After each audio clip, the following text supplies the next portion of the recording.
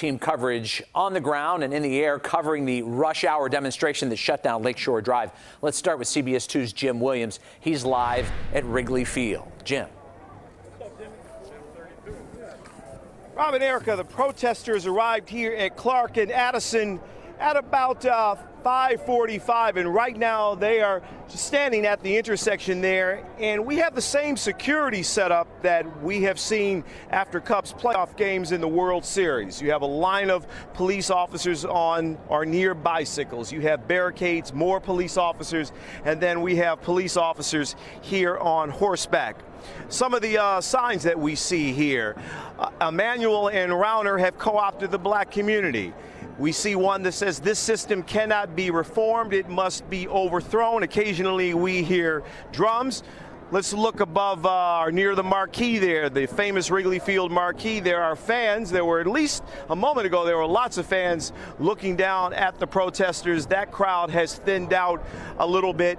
The aim here was to separate us, the media, and separate people going to the game from the protesters. About 20 or so minutes ago, we were told that we would have to leave Clark Street south of the ballpark, and that's where we were set up. We wanted to see the protesters arrive, but they felt for security's sake and crowd control's sake that we had to leave. So right now, the protesters don't show any signs of leaving. We don't know how long they're going to be here. Again, this has been going on now here at the corner of Clark and Addison about 16 minutes, and so we'll see how this plays out. The ballpark is open. Fans entered the ballpark about an hour ago. Obviously, some fans would like to get in there before the game, which starts at 7:05, but right now the protesters show no signs of leaving.